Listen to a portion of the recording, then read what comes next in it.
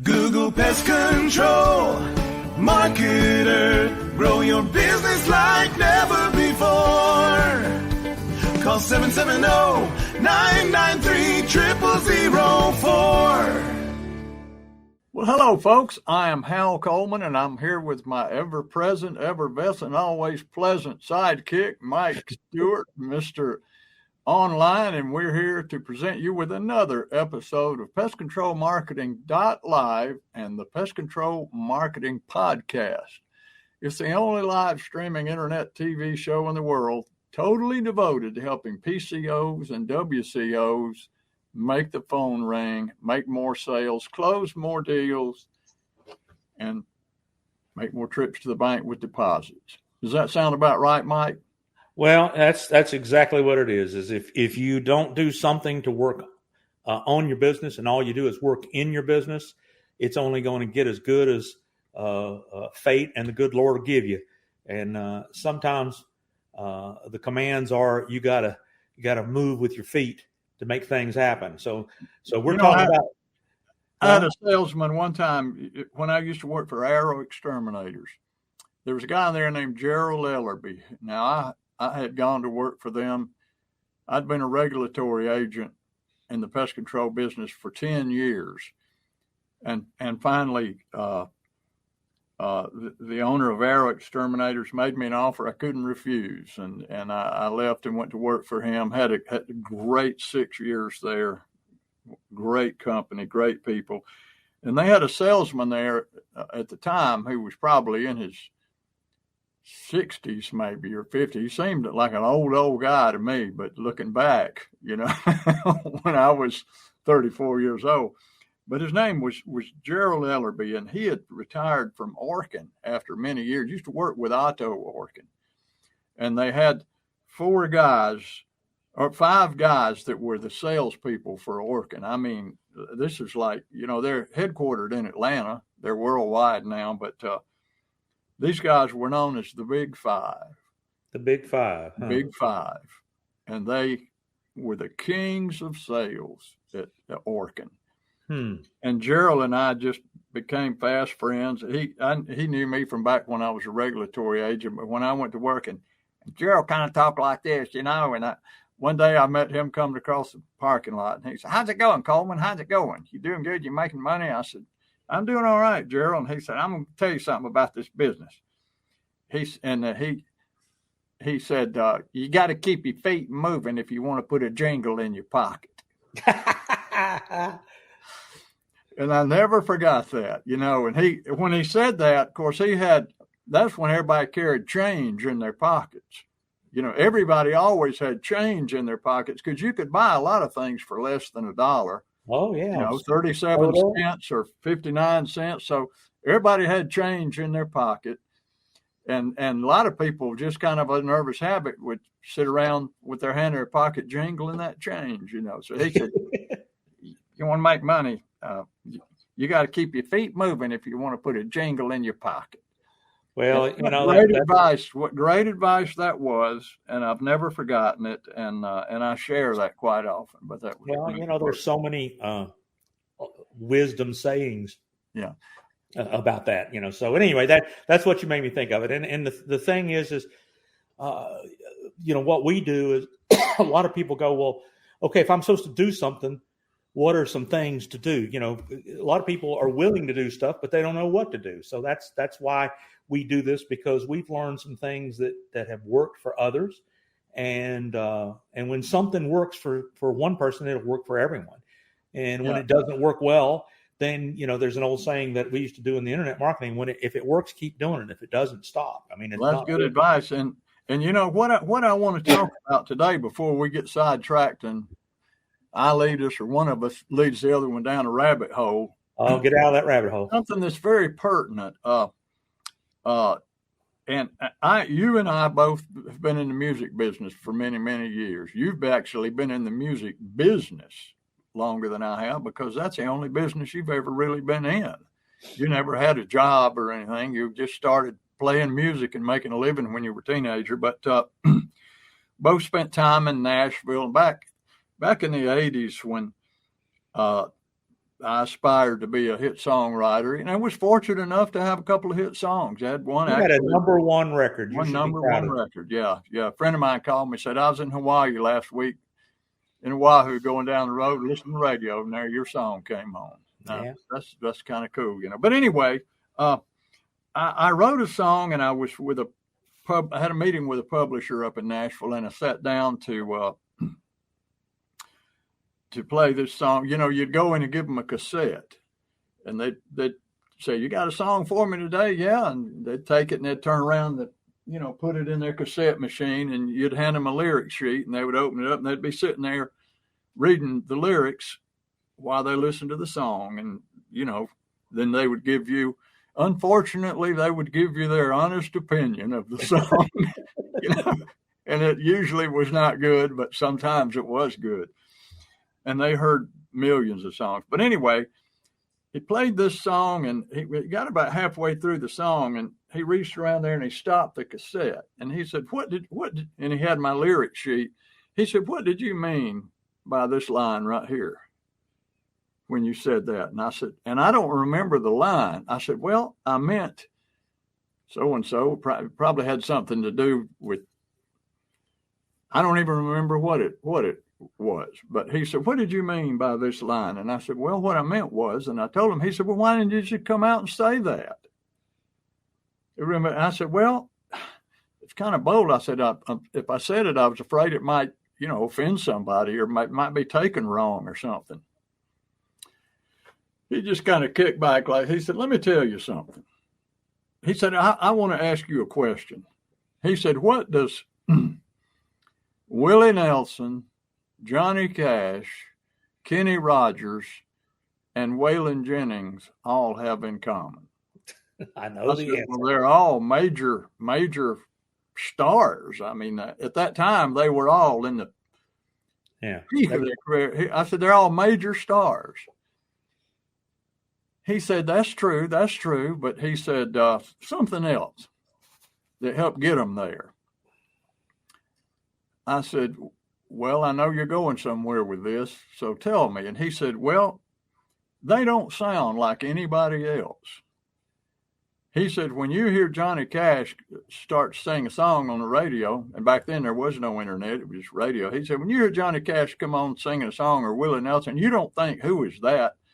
He said, their voices, and Kenny Rogers, they're so distinct that they're unmistakable when you hear them.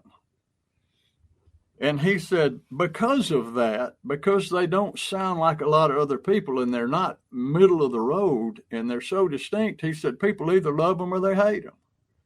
He said, they're like liver. You don't ever hear anybody say, do you like liver? Oh, I can take it or leave it. Nobody's ever said that in history. You either love liver or you hate liver. Right. It's because it's so out there. It's got such a distinct, bold flavor to it. And he said, that's the way these guys are.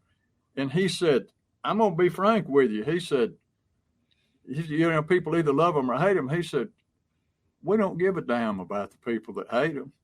He said, we just want to make millions of dollars from the people that love them. Yep. And I really thought about that. And it brings me kind of back because I keep seeing this same premise reveal itself all throughout the industry that I work in and that you work in a lot, which is the pest control industry. We try to be that sound alike, that nondescript kind of sound. We don't want to do anything that might be too far out there, might offend somebody or cause somebody to say, I don't know how you did that. And I'm going to give you my first example, which is with vehicle design, which I help all my clients design their vehicles. And a lot of them go from a nondescript little sign, that you can barely read or has the name of the company. And so I help them redesign it so that it's really loud and big. And you see it going down the road. You go, you take a double take and look at it. Or the kids say, look at that vehicle, Mommy, look at that truck. It's got big bugs on it. And the words pest control are big. And it's got animals and rats and things on it. And when they do that, when they redesign that vehicle, 100% of the time that anybody's ever done it that's been a client of mine, and I did it myself when I had my business, when they do that, the calls start increasing and the sales increase because of that vehicle. I teach them to track everything. And I'll say, how many calls were you getting? And you say, how did you hear about me? And they said, well, I see your vehicles all over town. How many were you getting before? They said, I never got any like that before. I never hardly ever had anybody mention my vehicles, maybe every now and then. And I said, what's happened now that you've redesigned it and made it big and loud and kind of outrageous? They say, I get calls all the time. A guy just told me the other day, he said, I probably get at least 2 calls a week, make 2 sales a week from people that said, I saw your vehicle. Now, I had one that I helped one of our clients design over in Alabama, and he submitted it to the PCT Magazine annual vehicle design contest and won runner-up. First, he didn't get first place, but he was like runner-up. And so he only had another guy only has 1 truck, and we redesigned it and made it big. And he said, I tell people all the time, they said, I see your trucks all over town. And he said, that's funny because I only have 1 truck. But they see it. It's so memorable that when they see it, if they see it the next day or later, that they just think they think he's got a fleet of trucks out there and he only has 1 truck. But my point is, I have had countless times people say, oh, that doesn't work. I would never put bugs and stuff all over my truck and all, because people don't want that in their driveway. People don't want a pest control company pulling up in their driveway.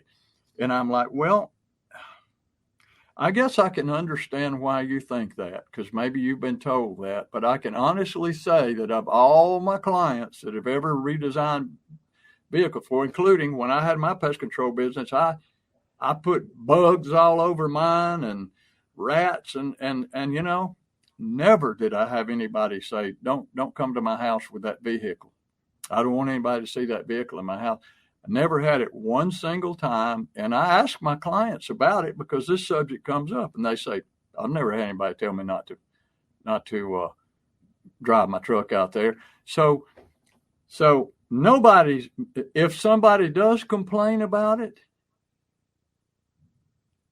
we don't give a damn about the people that might complain about it, so to speak. Like that music publisher told me, if 2 or 3 people complain about your truck, let them complain about it.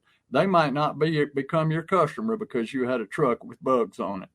But tons of other people are going to become your customer because you had the bugs on it. So you can't, my title for this that I'm getting back around to now, Mike, and I'm going to let you take it and run with it, is that market to the people who like what you're doing and love what you're doing and are giving you the thumbs up and the salute, and don't worry about the small percentage of people that might not like it or might be offended or might, but I see so many people, I'll say, why don't you do this? I say, well, I'm afraid somebody might take that the wrong way.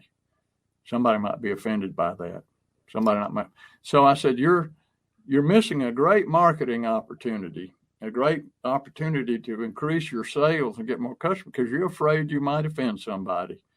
And Dan Kennedy, you're familiar with him, and a lot of the people that our listeners might not be, but they should be, but probably the greatest direct response marketer of all time. I think he's up to how many books now? 27 books he's written or something. And they call him the millionaire maker because he is able to look at any business and tell you how to get that psychological direct response message incorporated into your business and move it forward. And he teaches people how to sell. He's just incredible. He's been a mentor of mine for many, many, many years.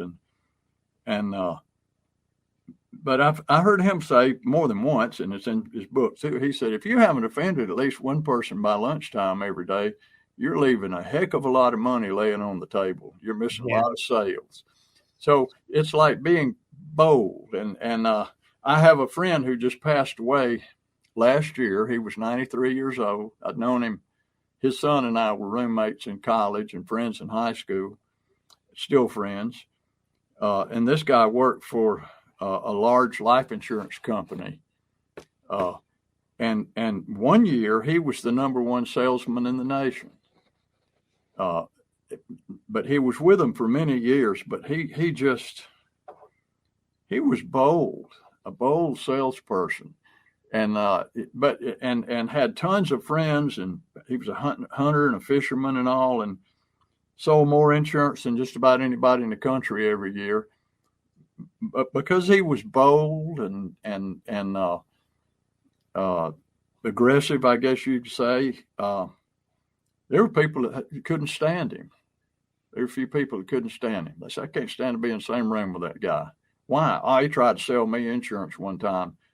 I told him I didn't want any, and he just kept bugging me. And, so I'm not saying you got to bug people, but I'm saying he didn't design his career and his message and his endeavors around whether or not he might say something to the wrong person the wrong way and they get upset with him, cuss him out. He probably got cussed out a lot of times.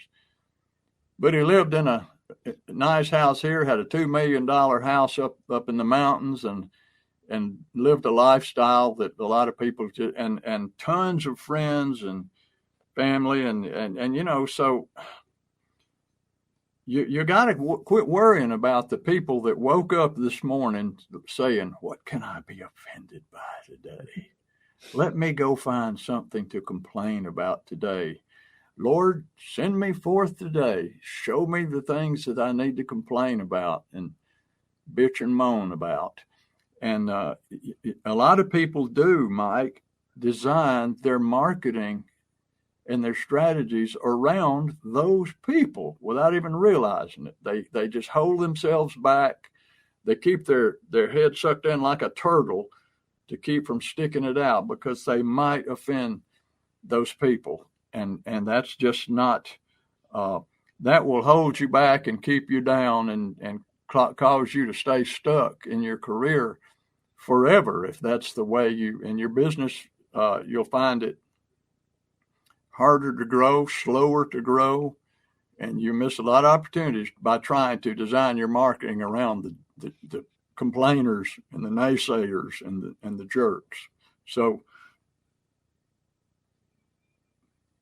agree, disagree with me, Mike, take off. And I know you got a lot to say about this.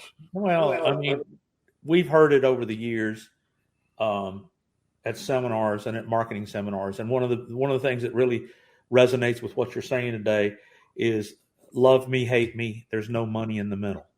In other words, when you try to please everybody rather than being unique and bold and yourself and something that makes you stand out, anything that makes you stand out, anything that the status quo is not doing could make you stand out. I mean, I can talk about thousands of examples where people did things that they were advised was a bad idea, but they did it and it made a difference. So just remember that.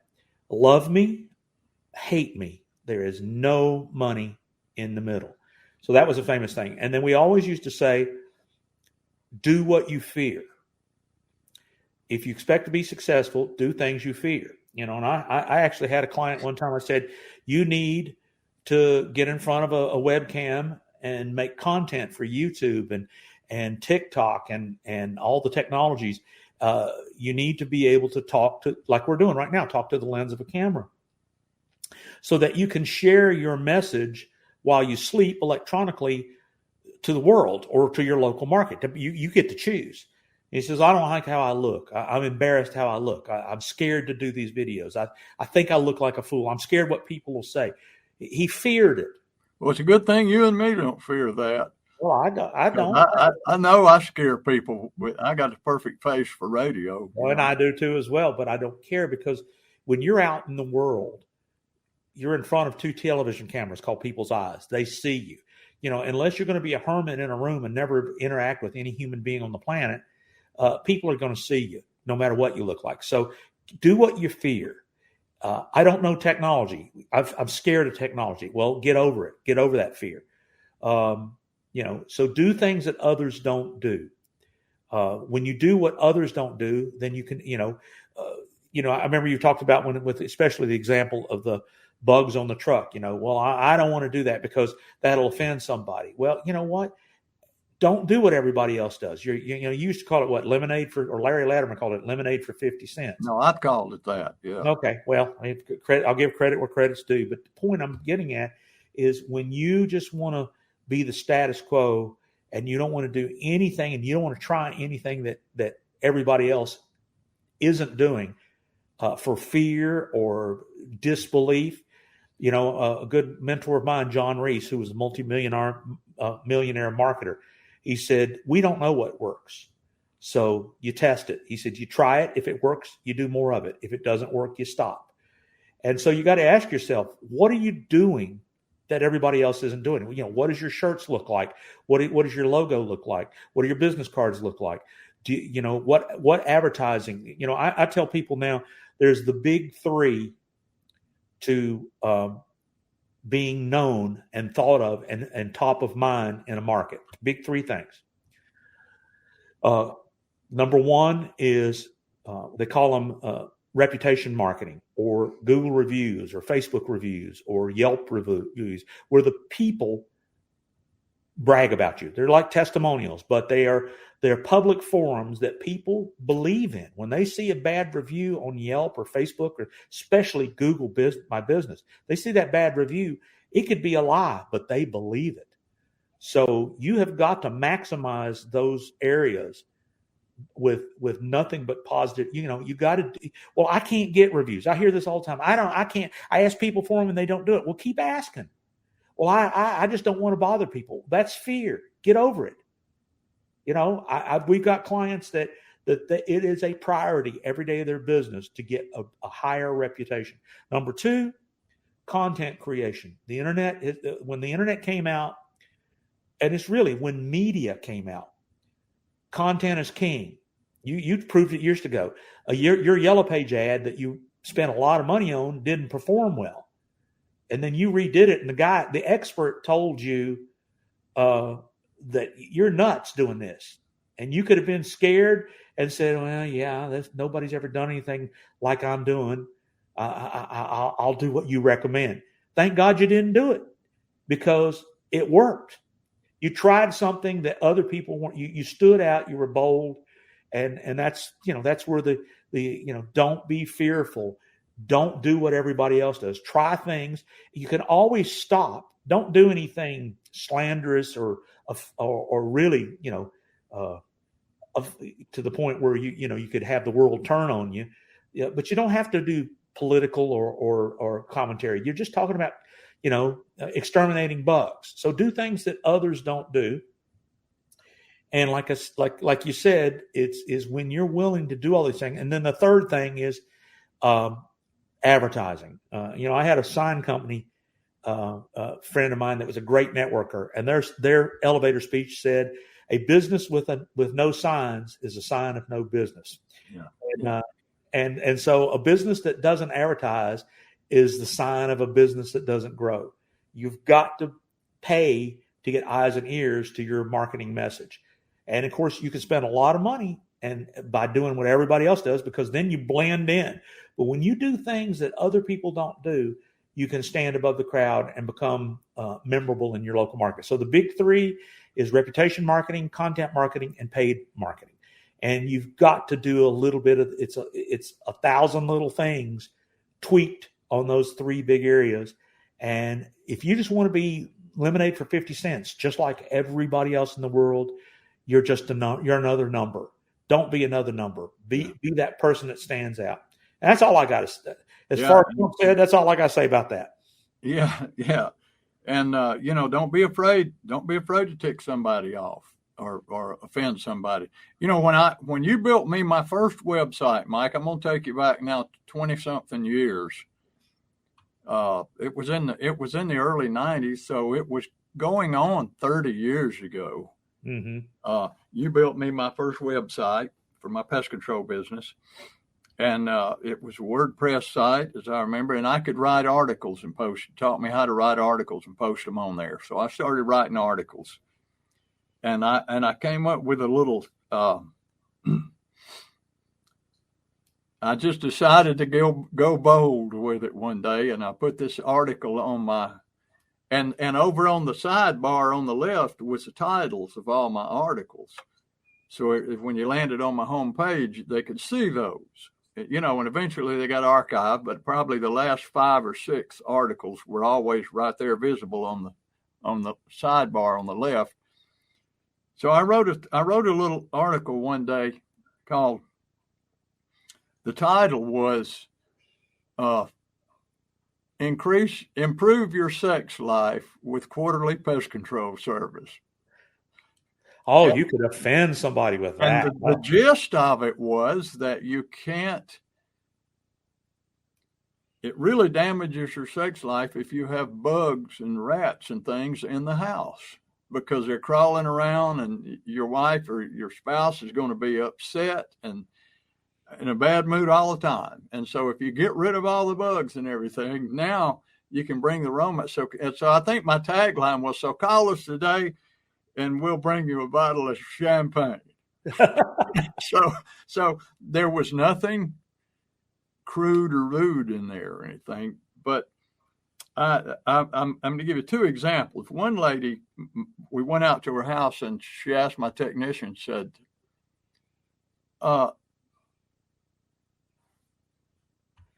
let me ask you, why did your boss put that article about sex life on your website? And he said, well, he just wanted to. He said, did it offend you? And she said, well, I wouldn't say I was offended by it, but I just think it was probably inappropriate. He said, well, I'll pass that along. Now, she stayed my customer, and it was great. But he came in one day and I sold a quarterly pest control service over the phone. And he went out there to check it. And he said, the guy was working in the yard. And when he got there, he said, I got out of my truck and the guy came walking over to me with a smile on his face. And he said, let me ask you something. He said, did your boss write that article on your website about improving your sex life with quarterly pest control? He said, yes, sir. He said, by golly. He said, when I read that, I knew right then y'all were the folks I wanted to do business with. He said, I just love that. So I wrote another article and put it on there. Cut your whiter teeth in 30 days or less with quarterly pest control. And the gist of it was that if you got bugs in the house, you're going to be frowning all the time. And you're not going to worry about what your smile looks like because nobody's ever going to see your teeth. But if you get quarterly pest control and we get rid of all your bugs, you're going to be smiling and grinning all the time. You're going to become self-conscious about your teeth. So you're going to go get them whitened and clean. So then I wrote a third one, reduce your rate of heart attack and stroke with quarterly pest control service. And I said, if you got bugs in the house, your heart rate's going to be up. You're going to have anxiety all the time. You're going to suffer from depression and everything. And these things lead to stroke, heart attack, and other illnesses. But if we come out and get rid of all your bugs, your anxiety is going to disappear. So you see, I just got on a roll there, and people loved that stuff. I'm sure there were people that just thought it was crude and rude, but it just kind of made me a little celebrity there among my clients. And so don't be afraid you're going to offend somebody. If you're not offending somebody along the way, you're really not doing anything much. You're staying in the box with everybody else in there, and you're afraid to stick your nose out because somebody might say you got an ugly nose. So you just you got to go for it, and it will set you. Then you become a rock star in your niche, and people really are attracted to that. And not everybody. A few people will be repelled by it, but yeah. But build your marketing around the people who are going to be your raving fans, and it will never be a mistake. It'll be the best thing you ever did. So with that, Mike, you got anything else you want to add? No, I think we're at a point here that we've kind of conveyed the message. Just be different, be bold, stand out, and do something different. And I'll tell you something different that I want to talk about for about 30 seconds here. If you don't take the time and call Hal Coleman at 770-993-0004. That's right. I'll say that number again slowly. 770-993-0004. And take him up on his free 1 hour. He charges a lot of money an hour. Hell, it goes up every minute. Last time I checked, I thought it was one price and he had doubled it. So to get a free hour with his years of out of the box thinking and ideas to, if you're willing to do something but don't know what to do, give Hal a call. Email him at hal@halcoleman.com. Take him up on his free hour. Or if you just want to know a little bit more about Hal before you call him, go to howtogrowapestcontrolbusiness.com, download his free book and read the thing. Read the book. You can buy it at Amazon if you want to hold it in your hands with a printed version. Some people like to have printed books, but if you can deal with a download ebook, go to How to Grow a Pest Control Business. But those two resources, my gosh, we're advertising here to something here that we're willing to give you with no expectations, no alternate tricks, no gimmies, no lost leaders, no whatever those words they call, bait and switch, all that stuff. None of that. You got to do business with somebody you know, like, and trust. And let me ask you, do you have a business coach that can tell you what to do and how to do it and make it measurable success? Well, how's somebody to do that? And let's see what Hal has to say about me if you call me. Call Mike Stewart, 770-826-3662. Now, slow down, Hal. That's way too fast. Hal fast. told you to call and get a free hot dog and an order of fries. No, listen, Mike, the same thing that you said about me pertains to you. I mean, I talk to people and I have people call and they want to get in my coaching program sometimes. And, I send them a questionnaire before we do anything, about a dozen questions, find out how they're marketing and advertising, how they're growing, different obstacles they face. And they'll talk about my coaching program. I say, right now, you don't need to be in my coaching program until you have a conversation with Mike Stewart about your online presence, because your online presence has so many problems.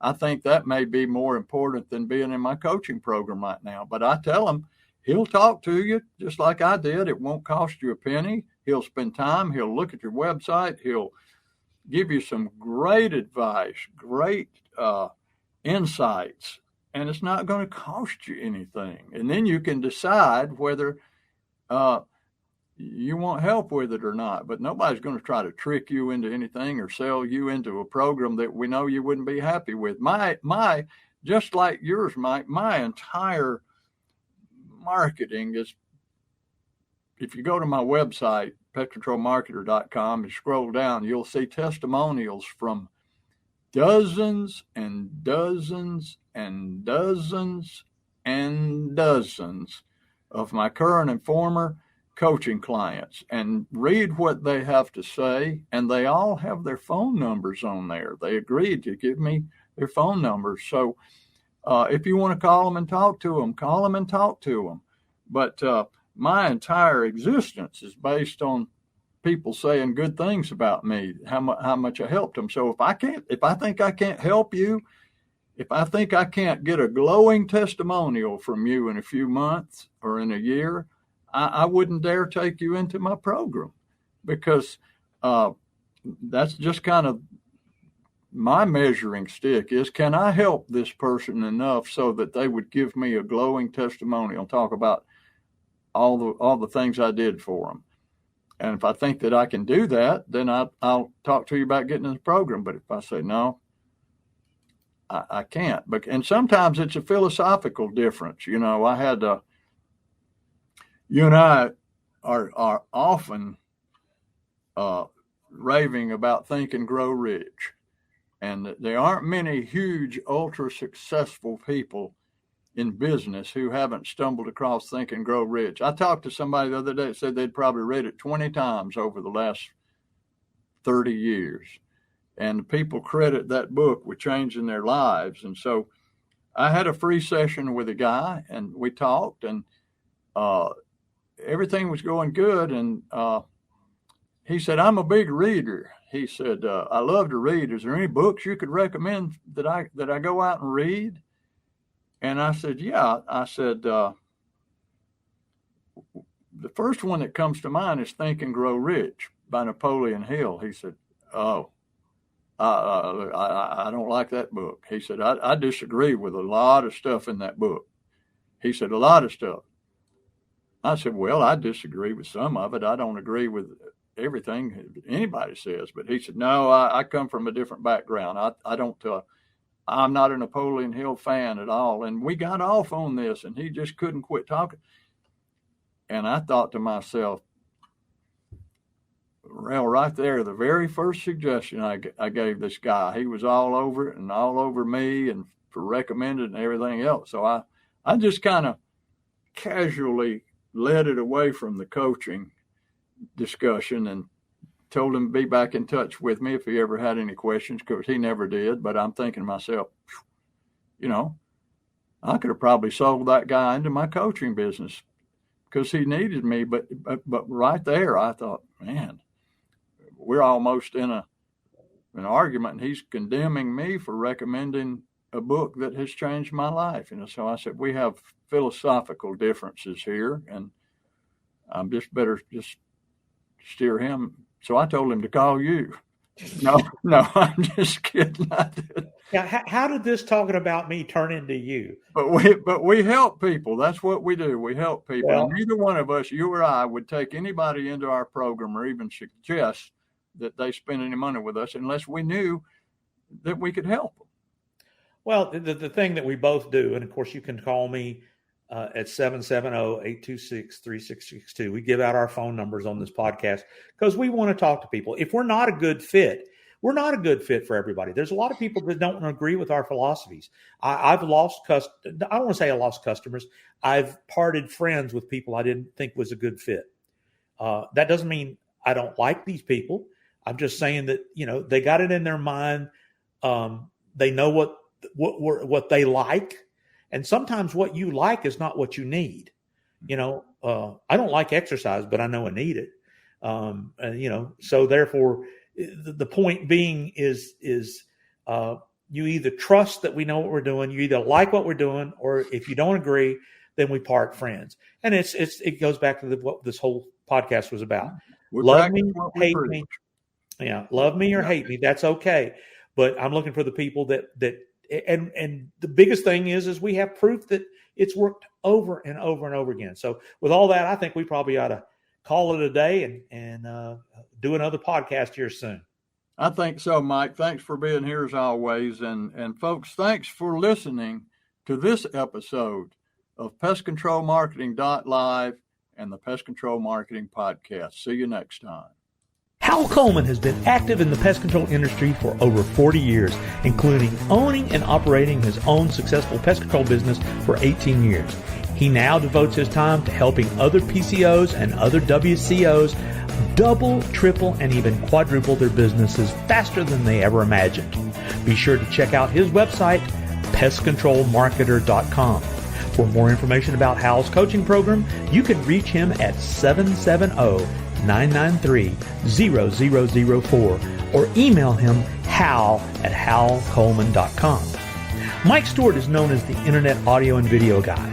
Since the birth of the Internet, Mike has been showing small business owners how to get more new customers, increase their sales, and grow their businesses online using audio and video, now with iPhones and Android phones. For more information about Mike's coaching program and his online training courses, visit MikeStewartCoaching.com or email him mike@internetaudioguide.com. Google Pest Control Marketer. Grow